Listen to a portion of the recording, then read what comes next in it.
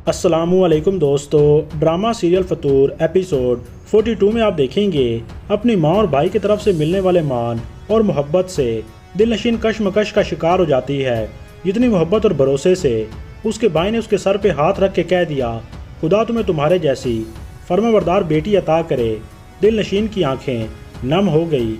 अपने भाई और माँ के जाने के बाद दिलनशीन कमरे में बैठी रो रही है तो हैदर वहाँ आता है और दिलनशीन को इस हालत में देख के परेशान होकर पूछता है तो दिलनशीन कहती है, कितना बेबस महसूस करता है इंसान, ख़ास तौर पे एक औरत, जब उसे अपने किरदार की पाकीज़गी का यकीन दिलाना हो और कोई उसकी बात सुनने के लिए तैयार ही ना हो। मैं हमज़ा के पास वापस नहीं जाना चाहती थी, उससे कोई राब्ता नहीं रखना चाहती थी। ये सब करने पे मुझे मजबूर किया गया और एक ऐसे गुनाह को मेरे सर पे डाल दिया गया जो मैंने किया ही नहीं। तो हैदर कहता है, अगर मेरे रवैये की वजह से तुमने ये फ़ैसला लिया तो मैं अपने रवैये की तुमसे माफ़ी मांगता हूँ। तो दिलनशीन हैरान हुई।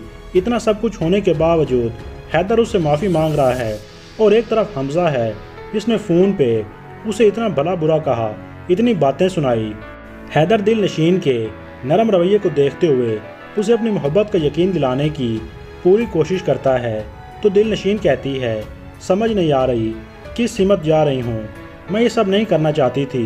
तो हैदर प्यार से दिलनशीन के बाल सहलाता है तो दिलनशीन हैदर का हाथ मजबूती से थाम लेती है।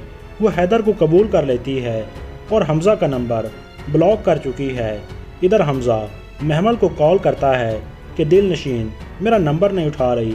तो महमल कहती है, उसने तुम पर अपना नंबर ही नहीं अपने दिल के दरवाजे भी बंद कर दिए हैं। तो हमज़ा कहता है, ऐसी बात नहीं, दिलनशीन ने मुझसे वक्त मांगा था। तो महमल कहती है, उसे तुमसे वक्त नहीं किनारा कशी चाहिए, वो अपने शौहर के साथ बहुत खुश है, तुम उसका पीछा छोड़ दो। हमज़ा से यह सब बर्दाश्त ना हुआ और वो चिल्ला चिल्ला कर महमल को खामोश कराता है। इधर दिलनशीन हैदर के साथ एक नई ज़िंदगी शुरू करना चाहती है। दिलनशीन की सास ने उसकी और हैदर की शादी की तस्वीर बड़ी करवाई और जब ये तस्वीर आई तो इनको देख के दिलनशीन बहुत खुश होती है। तो दिलनशीन को हमज़ा की वालदा का फ़ोन आता है।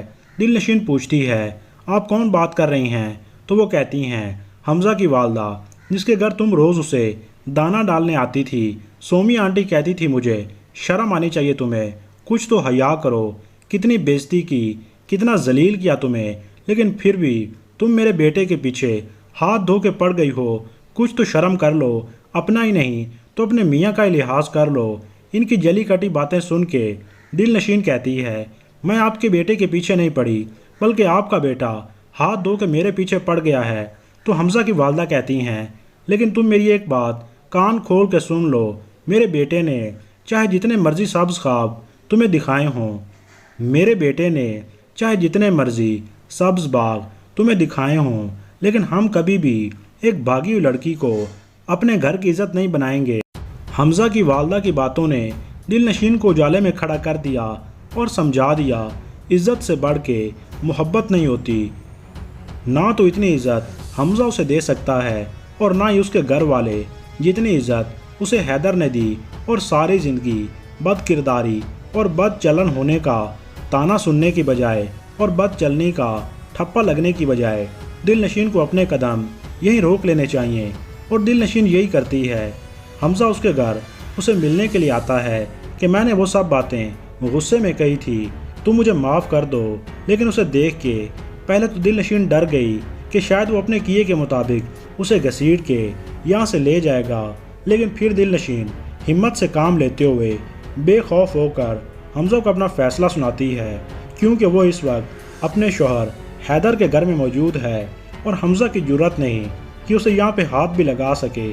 दिलनशीन कहती है, आज के बाद ना तो तुम मुझे कभी कॉल करना और ना ही मिलने आना, और तुमने कहा था मैं तुम्हारे पैसों के लिए तुम्हें एक बेहतर ऑप्शन समझती थी, तो जिस घर में तुम इस वक्त खड़े हो वो मेरा है, और नज़रें घुमा के देखो इस घर में मुझे किस चीज़ की कमी है।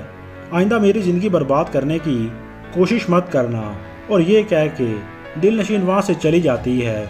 दिलनशीन ने अब हैदर के साथ रहने का फ़ैसला कर लिया है। दोस्तों वीडियो अच्छी लगे तो लाइक कर दें, चैनल को सब्सक्राइब कर लें। शुक्रिया।